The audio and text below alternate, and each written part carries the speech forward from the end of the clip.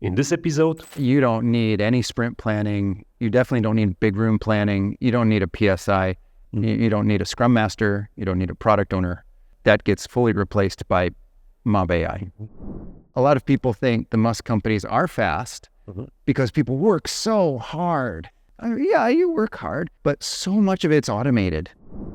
Elon is also encouraging everyone to spend money as fast as they responsibly can.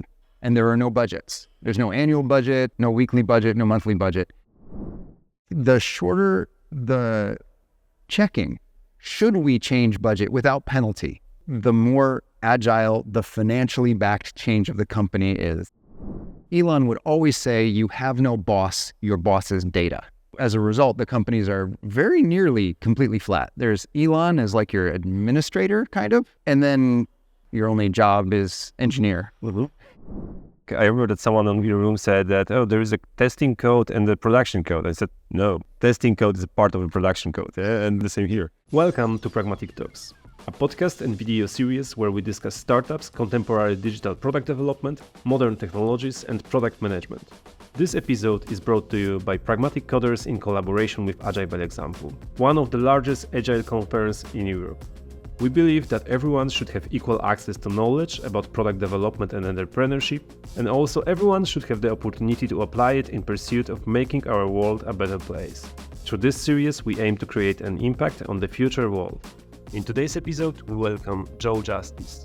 Joe is known for introducing agile and lean practices at top companies such as Google, Amazon, Microsoft, and Tesla. He is TEDx speaker and pioneer in agile hardware development.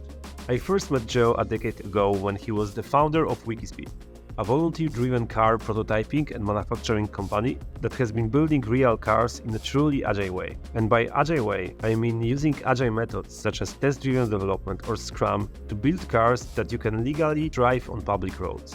WIKISPEED team were able to release a new version of fully drivable and even legally approved cars in just a couple of weeks instead of years as other manufacturers usually do.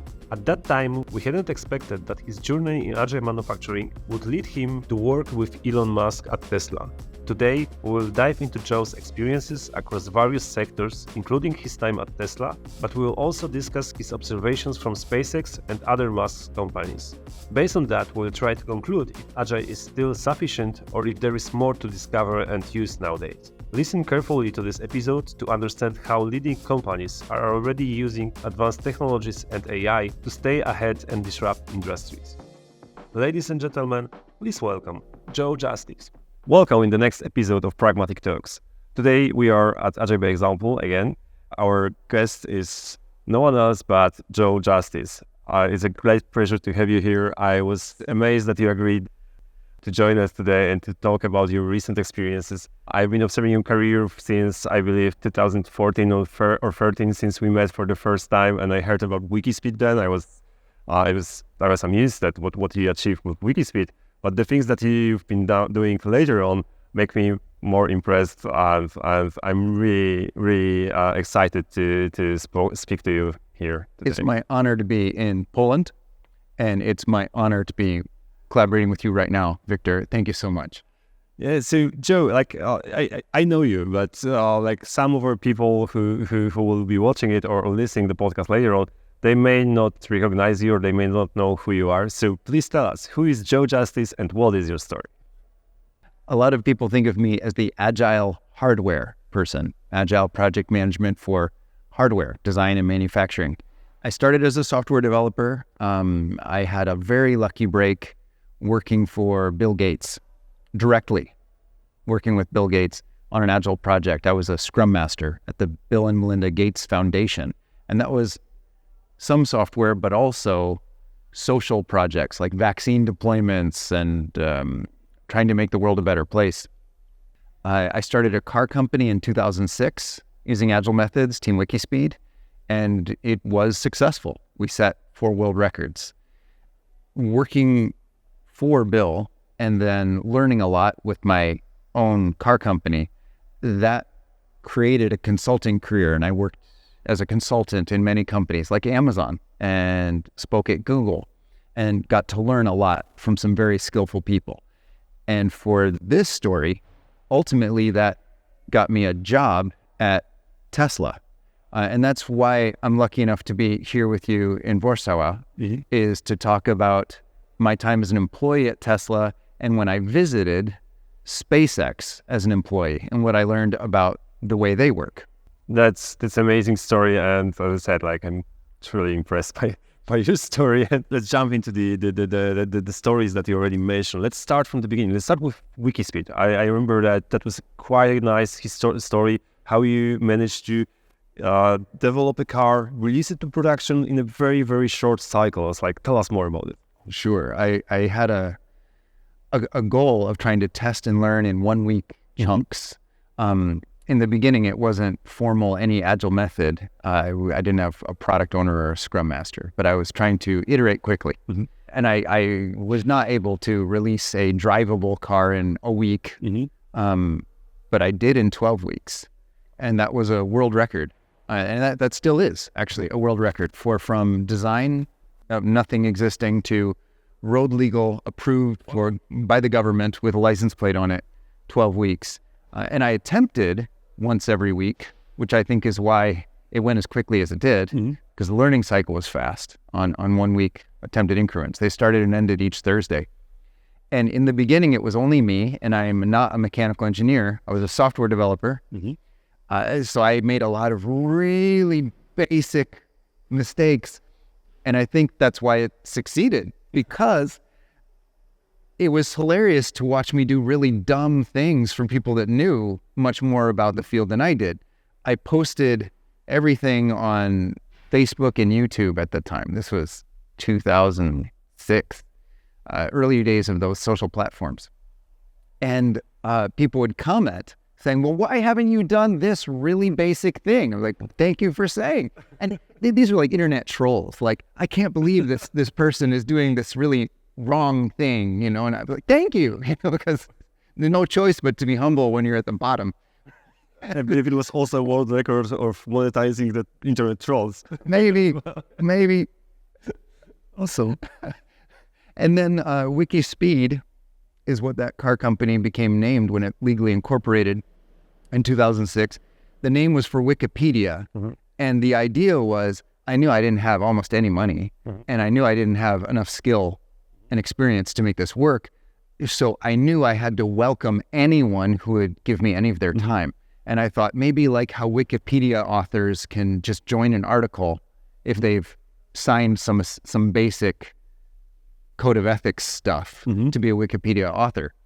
So I made a 1-page promise, I will try to be ethical, and said, if you'll sign this, that's it. Then anything you want to do, you can use my tools, you can use the materials I have, but please sign this 1-page waiver.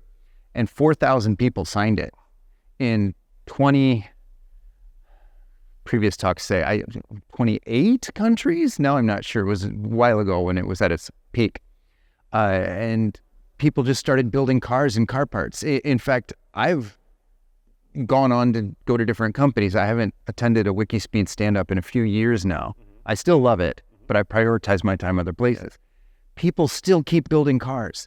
I think it maybe can't die.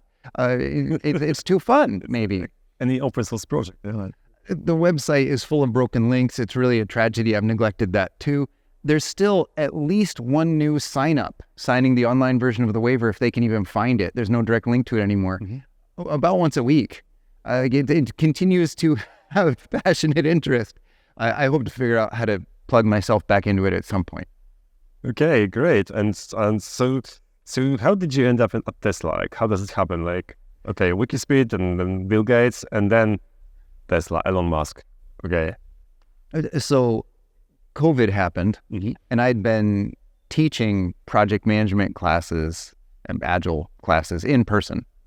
And loving it, loving meeting people who were interested about quick iterations. I was specializing in Agile hardware, and in-person work went to zero right away during COVID. So I had no work, like a lot of people. What was I going to do? And I'd been fascinated by how quickly Tesla released new product, and I'd consulted to Tesla since 2010. So I had a relationship. I applied as like a normal person on to a posted job position on careers.tesla.com. And I really want to say this is like my proud moment in my life. I was told I'm the best interview they ever had. Okay. That's like my... I can imagine that. I was thrilled. And I joined as an employee as my COVID job, and directly into, like everyone, directly into the factory. There are no cushy office positions. There's no agile coach jobs. They don't work that way. It's all engineers, software and hardware, and whether you're software or hardware, you're expected to also physically build cars. That's why there's no remote work in Tesla. So I did. I helped build thousands of Model Ys. I was there when the GigaCast was introduced to the Model Y, and that was the best agile hardware I've seen. I am really proud of what WIKISPEED did. WIKISPEED actually had really amazing hardware iterations, but not at the volume Tesla had, making thousands of cars a day, using real Agile. Tell us more. We used to work with the clients who were, like in manufacturing or some industry or something like this. And they were saying that now it's not possible to iterate in this environment. It's not possible to, introduce changes. I show them like a few interviews with Elon. I show them a few movies, like documentaries about Tesla and SpaceX as well. So please tell us more. How did it look like from your perspective as well?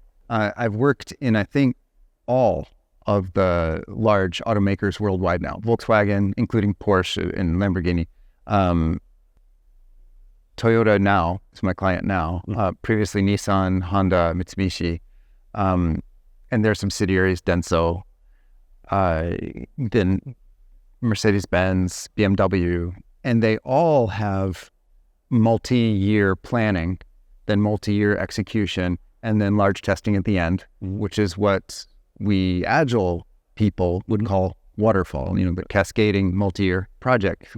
Volkswagen, for example, very normal for a hardware company, has 9-year budgets. So they've committed what they're going to do for the next 9 years. And it's a problem if you go under or over those guide rails set up 9 years in advance. Right? So there's no allowance for learning to be incorporated faster than 9 years. Tesla has a stack of AIs. I don't mean to make it sound more cool. I mean, it is cool, but I mean, honestly, it's a bunch of scripts running, right? I mean, people could do this. This is not some unapproachable cyber king, queen in space. There's a set of scripts making budget recommendations multiple times a second, and humans reallocate funds as fast as needed, potentially multiple times a second. There's more than 150,000 employees in Tesla right now, and very often an idea is had, a design is made, it's manufactured, tested, and deployed in production and approved for illegal use within the same day. And SpaceX is the same. They design and build new rocket engines and fly them, or at least test fire them and install them on the rocket every 2 days. The rockets are rebuilt and remanufactured with new designs and new software. The full upper stages of Falcon, for those of you who are SpaceX people, it's the top half of these huge rockets. There is anyone in 3 days. It's not familiar yet. Come on. I don't know. Okay, well, sure, yeah. And maybe like fans follow the podcast already, yeah. But maybe what they want to do is introduce this to someone to share the topic, someone who's way outside the realm. Yeah. So truly, Tesla, all the Musk companies are doing in less than a day what most companies do in about 5 years, truly. And the reason that happens is Elon's operating method is pace of innovation is the only thing that matters in the long run. Whereas every other of the companies I just mentioned, it's shareholder value. And then in some companies, it's also intentionally delaying innovation to prevent upsetting their market.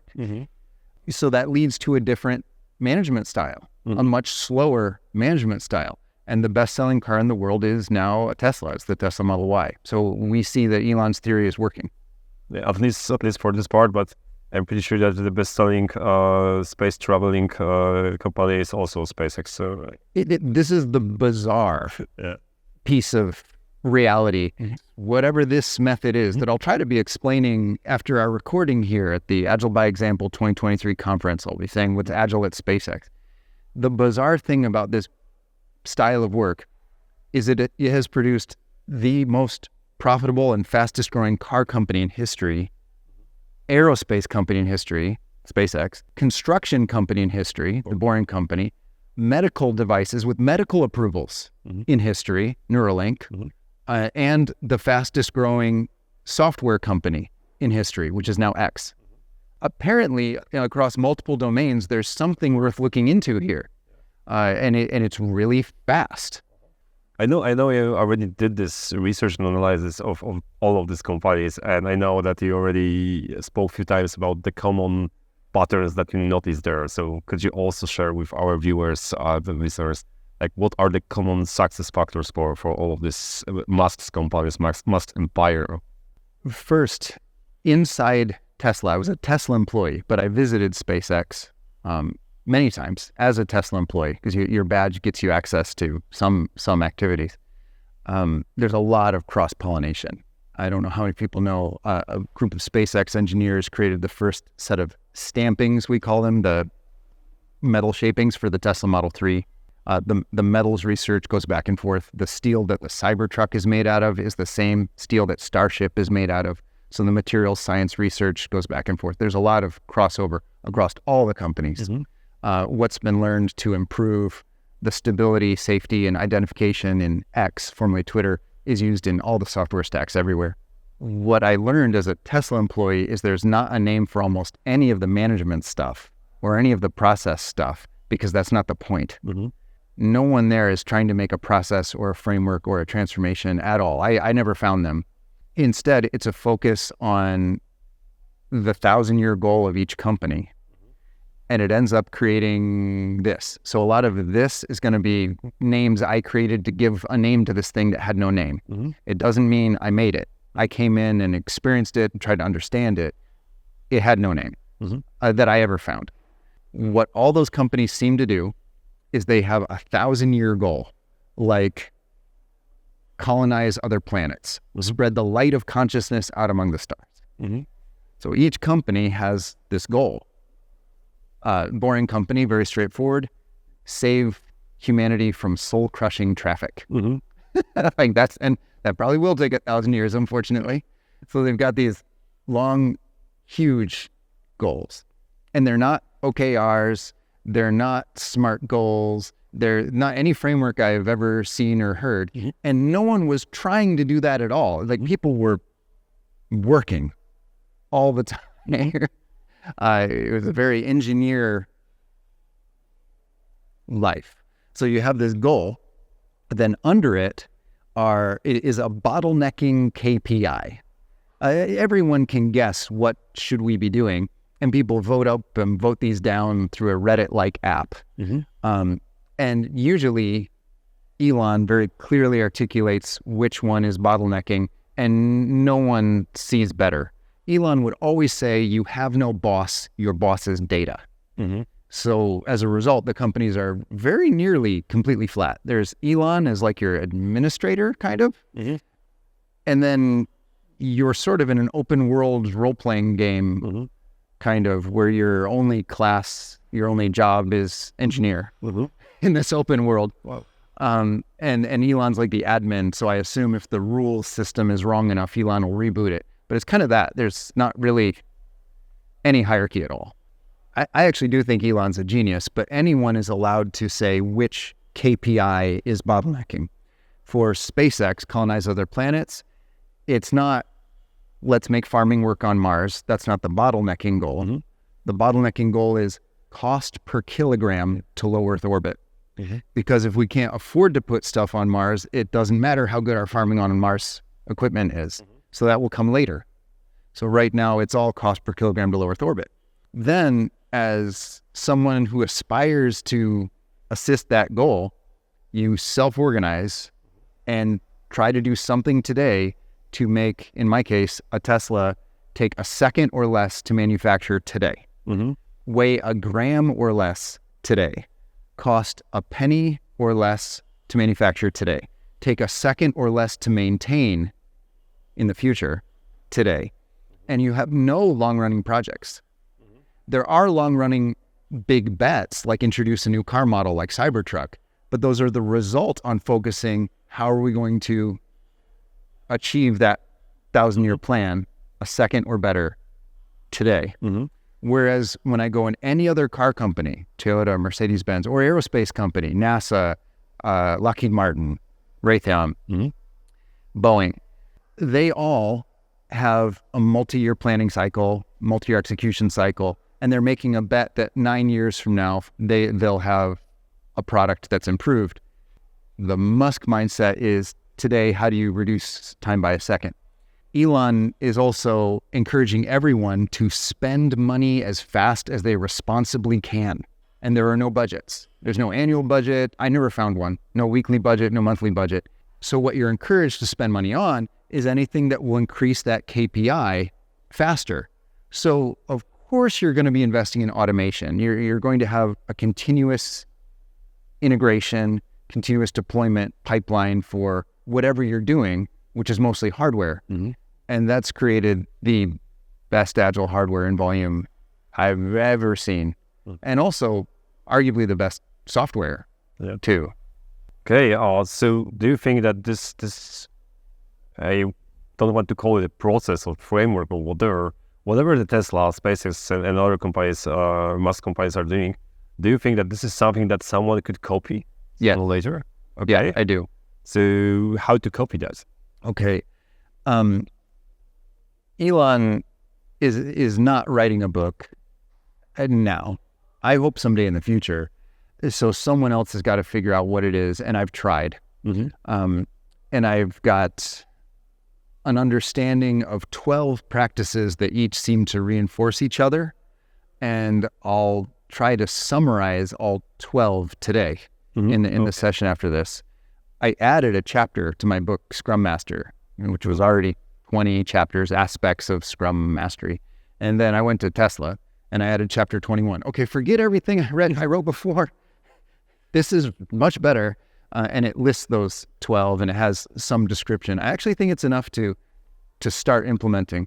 I did make an online course that's been very popular. How to find it? Hashtag JoeDX. JoeDX. DX for digitalization. Joe, because I don't think I understand all of what Elon's doing yet. I want to call it the Musk model. I think that sounds right. I think it'd be marketable.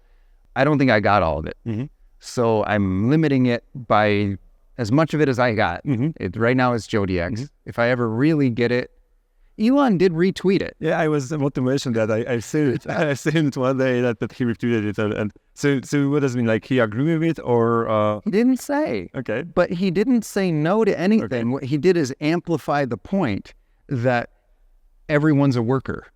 There's no two-class system, managers and employees. And there's no separate bathrooms or kitchens or separate parking for any group. Everyone eats in the same areas, uses the same bathroom, fights for the same parking, period. And everyone's a worker. There's no positions that aren't working. That's what he said, replying to my talk, which was amplifying it. So I'll take that as a strong endorsement. He didn't say, actually, Joe, you're wrong about these points. That would have been great if he did, but he amplified it. So I'll take that as an endorsement.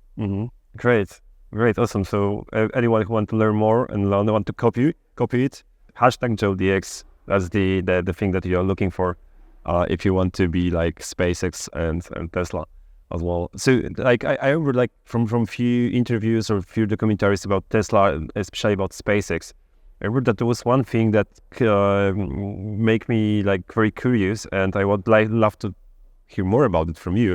Elon says once that they are working in a way that they are removing stuff from the processes, from the tools they use, from the components. Like they're removing all the time, and what they are aiming for to get to the point where they would have to bring some things back to the process or to the tools or components that they build the rocket from, etc. this is something that is very important, crucial, or this is just a side effect of all of the principles that you described? There's this reinforcing system. And I think without some of the other practices, just that aspect wouldn't be enough. The idea that there's no manager position to try to become, I mean, not really. There are some people called managers for legal and liability reasons, but they tend to make the same amount of money as everybody else. They tend to not have any more power than anyone else. And who's in that position? What I saw, they rotated more than once a day. There is something called a manager, but it doesn't mean what most of us think is a manager. Because of that, there's all these behaviors most of us are used to try to make my performance review look good, to try to make my project look good, to try to get more budget, to try to grow my ally group, to try to grow influence so I can become this king position. Because Elon doesn't have these king positions, not that I saw anywhere, there's this whole culture of work that most of us think is necessary even, we're so used to it, that's just not present. And because of that, you can delete process because no one's going to be offended. You're not insulting anyone or reducing anyone's chances of becoming that king position.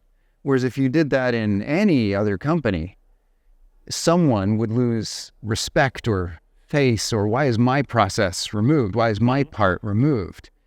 Or even the maintenance of that part is something that my group has approved budget to do, so don't affect it, right? Well, that's all gone. So now, well, it never came. And interestingly, we got to see what happens when a traditional but highly effective modern digital company is acquired by Elon. And then Elon cuts all the kings. And that's X.com, that's Twitter. Yeah. And we got to see how loud people are when you're in an entitled king position and you're suddenly asked to do engineering every day. Or go home, stop doing it. I mean, truly, that was it. There wasn't mass layoffs. It was, are you willing to do engineering every day? Like at a very high professional level. Like, that's it. And a lot of people said, no, and then complained loudly about it. I haven't been playing these political games for the last 10 years to coming back to engineering. Yeah. No, but I'm a king in my area now, and I'm aiming to be an even bigger king. So because of that, the ability to delete parts, delete processes, there's not resistance to it. In fact, maybe there's even momentum. Maybe there's cheering for it, right? So these reinforce each other. Then the modular nature of the products allow you to make significant changes without a ripple effect to a larger part of the product. So if you and I were working on the heat pump, one of my favorite examples, because even the CAD files at a high level of the heat pump have been published, so people can go deep on the internet. If you and I are working on this and we delete a part and we delete a corresponding process, no other part of the car has to change. And in fact, it's our job then to recertify legally there's very few federal mandates in any country about the heat pump, but we need to verify that. We need to make sure the car is still legally saleable. That's our job because we're the ones who made the change. The next car will simply have that part gone and those processes not apply, and it will be legally sold.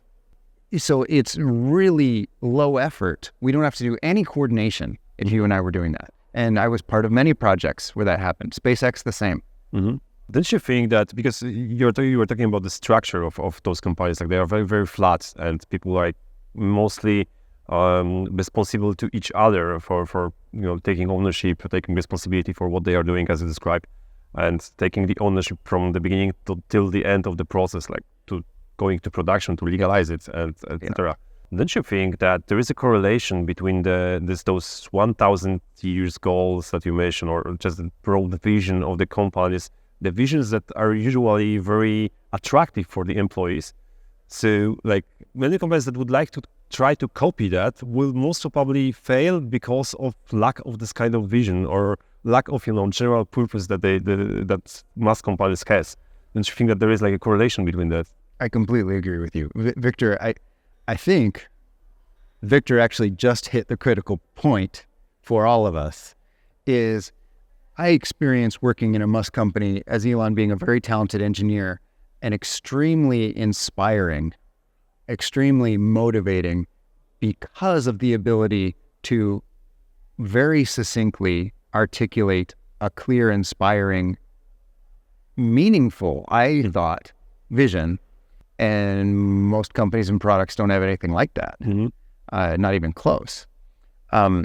If you really work hard in most companies, your boss's boss's boss's boss gets a bigger boat. Elon doesn't even own a house. So it's easy to say, I'm not being taken advantage of and believe that, which I do. I actually don't think I was being taken advantage of. Elon's sleeping in the factory. There are no dividends of Tesla stock. There are no oil barons manipulating the product pipeline behind the scenes, which creates a lot of negative press because those are the people who pay for a lot of press, right? So they're paying to slander, to say bad things about companies that aren't obeying them, right? But because of that, it's the only company I've been in, aside from my own company, aside from WIKISPEED, where decisions made in favor of the goal over money won immediately.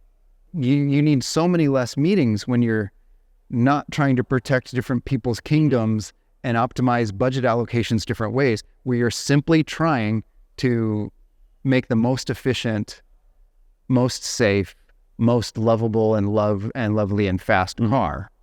That's a clear goal. That is actually the only goal. Well, then it's easy to know. If you have an idea that will make the door weigh a gram less and it doesn't cost any more, it's actually a little safer, do it already. You don't have to ask for an approval, which is part of the self-management aspect that I experienced there.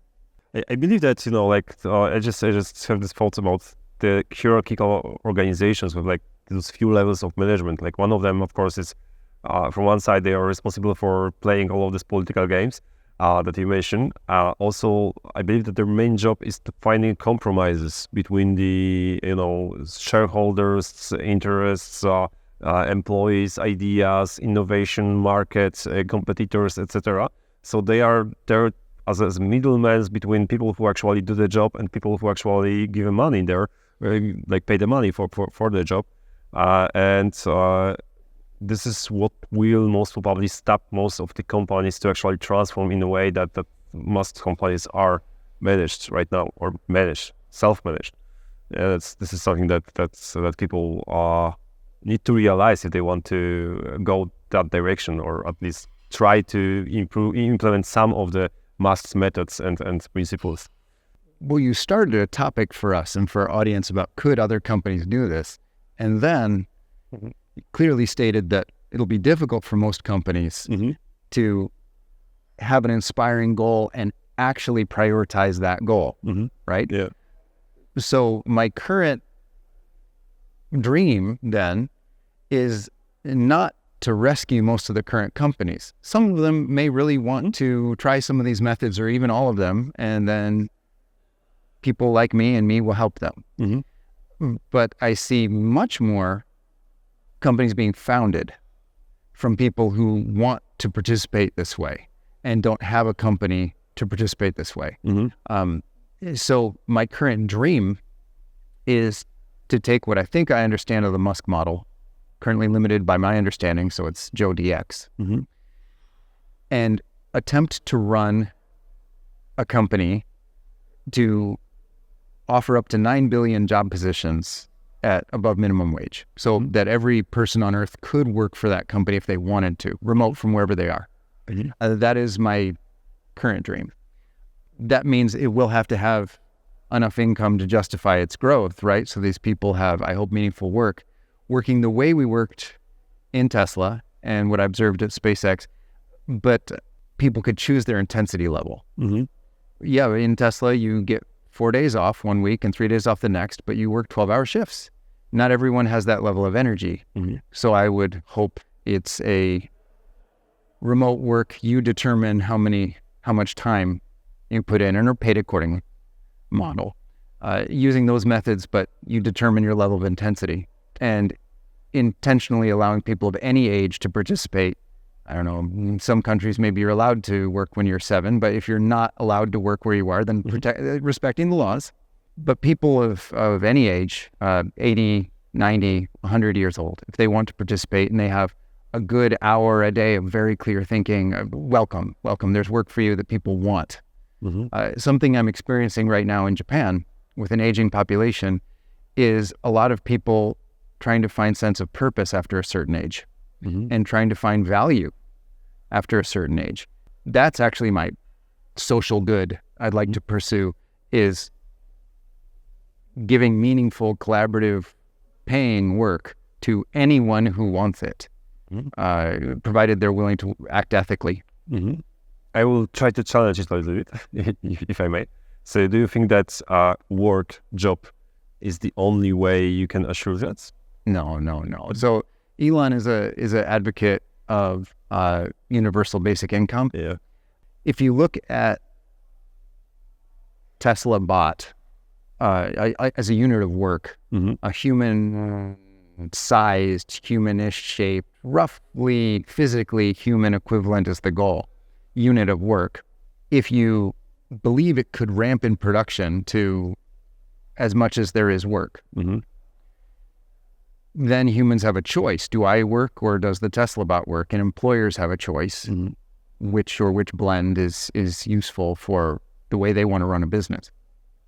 And if you look at what ChatGPT, Google Bard, Microsoft Bing, or XAI are aspiring to do and already doing, it's already very useful in many domains, and the utility seems to just be going up. So at some point, at the limit, humans are not more valuable than Tesla bot, Optimus, and an AI stack at some point. So what do we do then? Well, then likely universal basic income. And I don't know how soon that is. So I'll attempt to make something in the meantime. Now, even if it does come, likely people still want to feel value and contribution. So maybe it's not anything about pay anymore, but maybe it's still about value and contribution. So maybe that's still an aspiration I can participate in. I think that, like the universe from Star Trek movies, where humankind just, gets rid of money and everyone has everything what they want, what they need because of their replicators and other brilliant technologies. And people actually found another purpose, like they are searching purpose, like growing themselves, discovery, communication, exploration, etc., etc. I believe that there is a huge chance that our generation will get there. I'm excited to say I think it's possible too. All right. Now we're here in Poland. Currently I live in Japan, and before that I'm from the United States. I grew up reading a lot of biographies, and many of the top contributors to science were what they could have been the idle rich and throughout history. And most of those that were written about in English were in Europe. Now there's many that were written about in Mandarin and Cantonese. My Mandarin skill is super low. But in English, many of them are European. I'm a huge fan of Darwin, for example. It seemed like Darwin was genuinely likable and lovely as far as people write, like loved kids and they played with all kinds of animals in a friendly way. These people chose to take their access to their own time and use it for exploration, discovery, clarification, sharing information with other people, even taking years to polish and refine an idea against possible rebuttals, possible attacks, to make an extremely clear logical argument for something that would be very difficult, which is what Darwin did. So there's a chance that with this idle time, we wouldn't all just be drinking beer, which, it's not it's not so good. It's not bad. Some great ideas came after the alcohol as well. So. We don't recommend drinking alcohol. I love the theory of enlightenment, that it's the switch from a beer-based culture to a coffee-based culture, changing from the Dark Ages to the era of Enlightenment. I love this. That said, I'm sure there's a room for beer. What do you think? What will be the impact of AI? We already spoke about it, but what will be the impact of AI on the business, such as SpaceX, Tesla, this kind of companies, and especially the companies that are in the same industries but they are not Tesla or they are not SpaceX? Most companies don't have their own AI stack yet. So either they're not using AI every minute, it's by exception or not at all. Or if they are using AI at all, They're helping train ChatGPT, Google Bard, Microsoft Bing, China Baidu. Also, Microsoft has a product that is being introduced or plans to be introduced in China. Those AIs, their training set is many companies. So even if you're training them by using them with your company's work, their ability to give recommendations to your company's work is currently averaged across all companies. I don't know how many people are here using Mob AI, doing group work with AI, but sometimes you still get really wrong recommendations. So you need a human in the loop, but you get many very good recommendations and fact checks.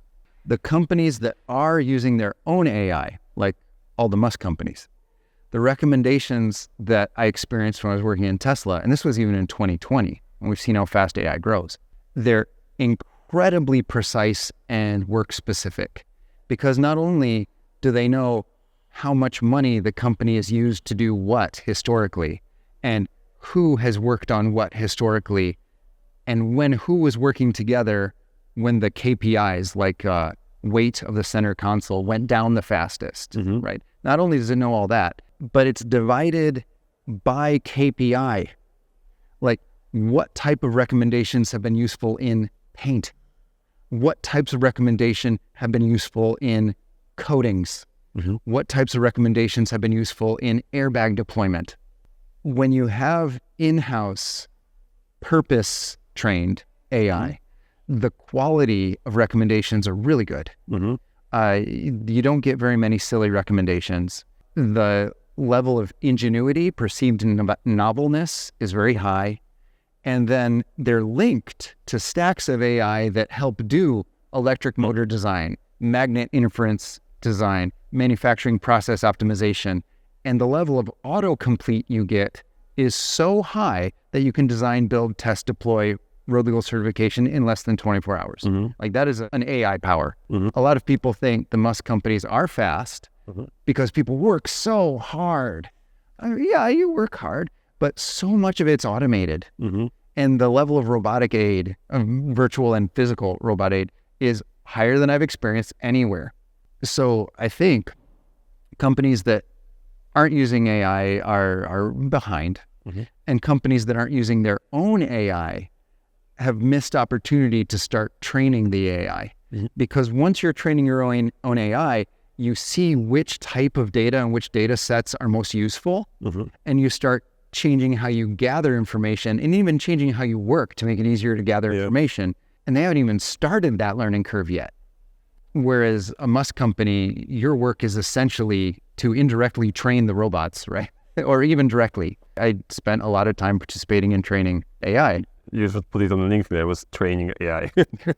Like I've heard from many company founders, CEOs here in Poland, but also abroad, that they are preparing for using AI. And by preparing, they usually mean that they are building data lakes, like collecting data, etc. But what you just said, that even might not be enough, because they don't know how they should prepare the data for an AI. Right. So they should actually start from using AI, even if they don't have a data yet, just on a small set of data and feed the data to the AI. That's the Agile mindset, right? Yeah. It sounds like some CEOs with a waterfall mindset gather the data, introduce the AI, get the result, right? Whereas an Agile mindset is, let's get a complete feedback loop as fast as we can so that we learn what we really need to do. And it does look like if you're using someone else's money, a waterfall mindset is rewarded. To give money to someone, you want these promises of future returns that are specific, date-driven. They have a number attached to them that they're committed to. You might have to self-fund to actually be an Agilist, which is what Elon did.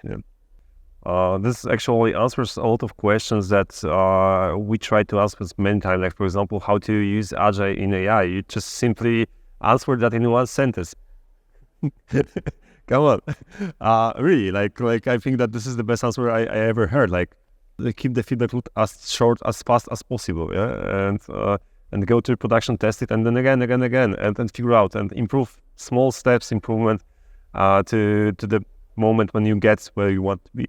That's the same with the manufacturing and anything else that most companies are doing. Okay, Joe, is there anything else that we should talk about today? Like any other topics aside of Tesla, SpaceX, and WIKISPEED, and your future plans of your next big company that will give a job for everyone else? If you're interested in helping construct the legal entities around the world that could allow 9 billion people to have, I hope, meaningful, safe, aspirational, enjoyable employment, email me. Or better yet, tweet X me, because then everybody can see and they can join in that conversation if they want. Joe Justice on X, on Twitter. I'd love to collaborate with you. Elon focuses in recruitment events on what you're actually going to be doing. So he says, look, it's hardcore engineering. We don't have management positions. We don't have presentations, right? So do you like engineering?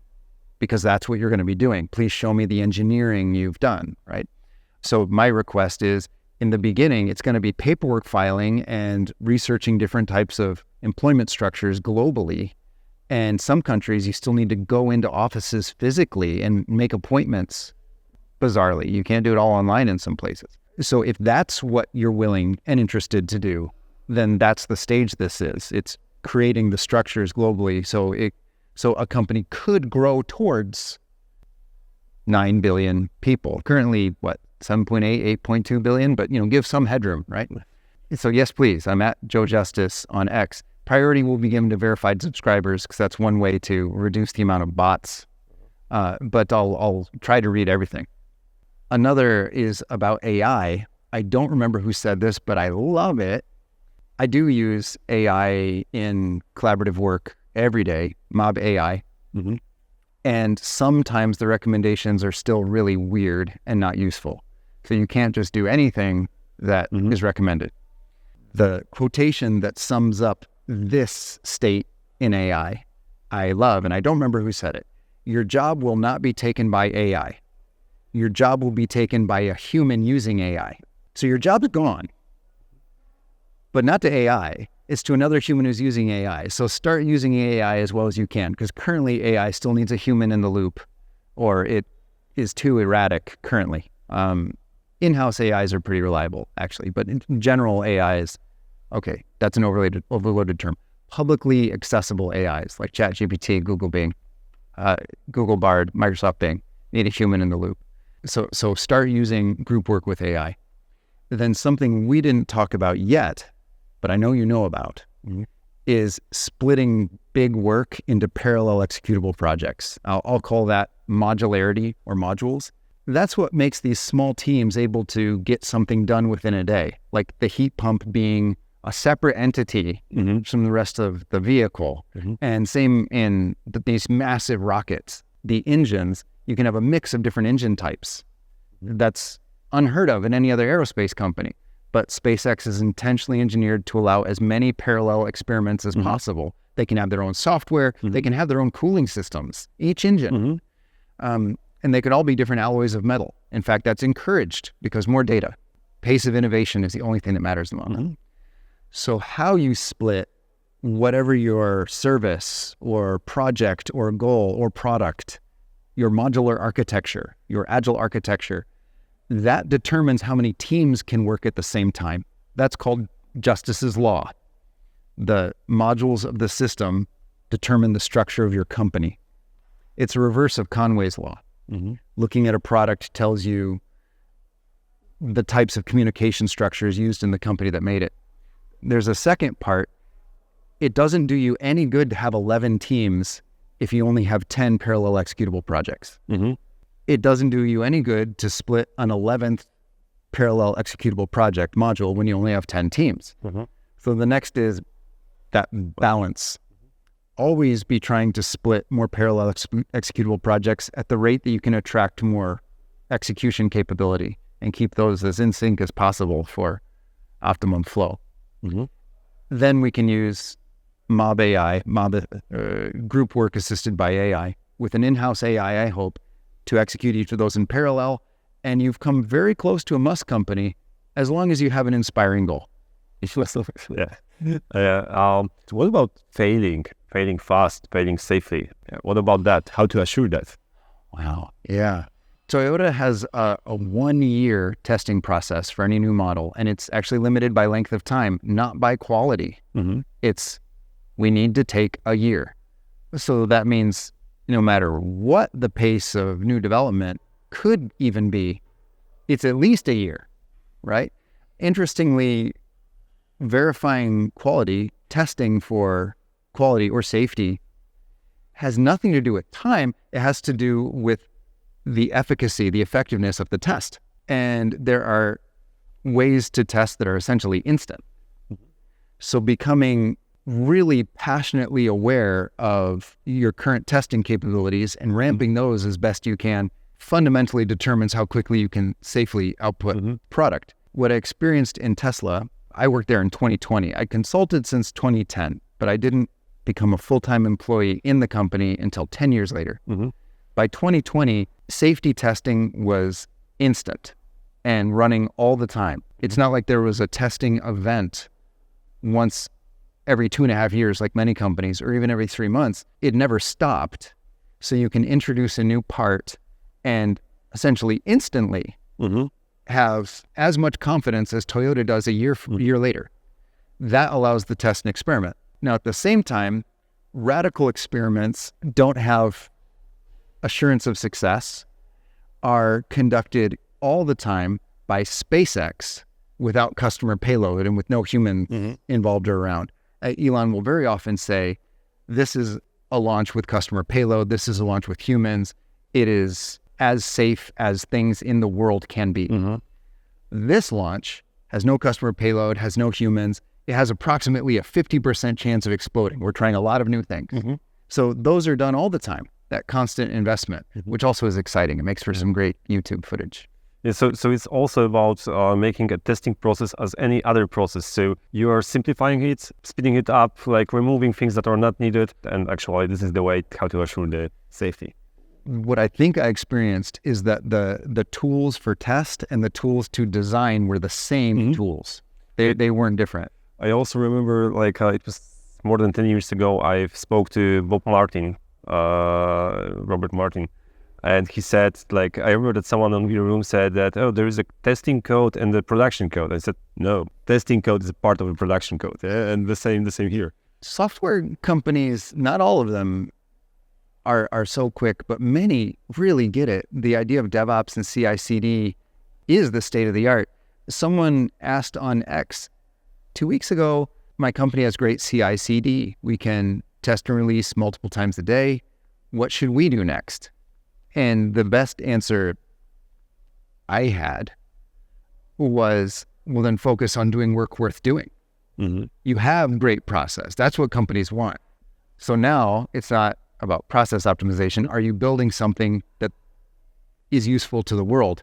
They said, oh, I'm in game development, but entertainment is kind of valuable, right? And yes, it is.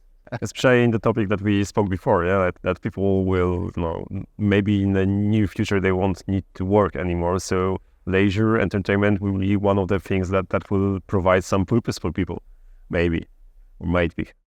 Okay, so let's try to wrap up all the things that we spoke about. And if you could give one advice to the leaders of the organizations, like founders, C-level, etc., something that will change their way they are thinking right now. Maybe not doing anything yet, but thinking the way that will improve the world. Let's think big.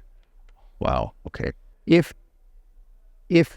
this group of people can choose the goal of the company that actually prioritizes where the money's spent, making that a worthwhile, inspiring goal would be the thing. I mean, that's it. Let's colonize another planet. Let's have a higher bandwidth communication pathway to AI, which is what Neuralink is about. Let's solve quadriplegic problems, which is the near-term goal of Neuralink. Do that, right? Well, not everybody that's listening can set the mission and goal and then align funding to it. So then also hugely impactful, and maybe a wider group of people could do it. Attempt to have a shorter budgeting cycle. If you have a 9-year budgeting cycle like Volkswagen Group has, and you learn something new, all the engineers get depressed because they can't implement any of it on company time, and definitely not sell any of it for 9 years on average. Try to make it 8 years. If you're at 1 year budgeting cycle, can you do quarterly? I mean, the shorter the checking, should we change budget without penalty, right? Without an elaborate change request process and penalty, the more agile the financially backed change of the company is.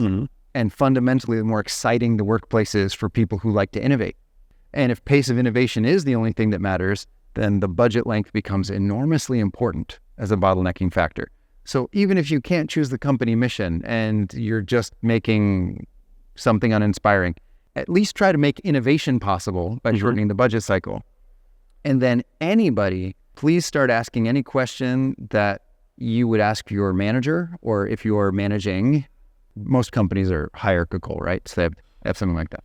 Or any question someone asks you as their manager, start also trying to ask that to some AI, because the answer is probably as good or maybe better than the one you would have gotten or the one you would have given. And cut yourself out of that management conversation so you can focus on engineering. And you can do that even if you're in a waterfall company. You pure play waterfall, you can at least start redirecting any approval request or managing question to basically automate it to AI. We can all do mob AI. We can all do group work that's AI assisted, even if we're not using any Agile. And then the Agile frameworks, man, they've been replaced. You don't need any sprint planning. You definitely don't need big room planning. You don't need a PSI if you're doing AI assisted group work. That all becomes overhead, 100% overhead. You don't need a scrum master. You don't need a product owner. That gets fully replaced by mob AI. And what's more important, that already happened. It's on the prediction, it's on the future. Those are the things that already happened. Okay, so whoa, that was a great discussion. Thank you very much. So it was great pleasure to talk to you here. I'm sure that people will enjoy it as soon as we will release it. So thank you very much again, and hope to have a chance to speak to you again someday. My pleasure. Next time, let's do many next times, and maybe when I haven't just changed time zones halfway, hopefully I can be an even better participant with a stable sleep schedule. Come on, you were great. You were awesome. We are awesome. You are awesome. We are awesome. We are awesome. Yeah. Thank you very much. Don't forget to subscribe to our channel. Don't forget to follow Joe Justice in social media, on X, and many other places that you're publishing. If you're in Poland, I'm lucky enough to be here in person because of a Krakow-based company, Pragmatic. And if you're in Poland, many of you probably know Pragmatic. They are a absolutely nationwide and actually internationally well-known Agile provider, training, coaching provider. And I've had the chance to work with the Pragmatic team many times. And I highly recommend them. If you're in Poland, that's an easy way to find whatever I'm lucky enough to get to do in Poland. And by the way, Tomek Wykowski, who is founder of Pragmatic, was a guest for one of the previous episodes where we talk about scaling companies, introducing Agile to bigger companies. Also, feel invited to watch this video as well. Thank you very much. Pragmatic Talks is delivered to you by Pragmatic Coders, the first choice software development partners for startup founders. Be sure to catch all new episodes. Subscribe to our YouTube, Spotify, or Apple Podcast channels. And if you are thinking about building your own startup or struggling with product development, contact us and find out what we can do together.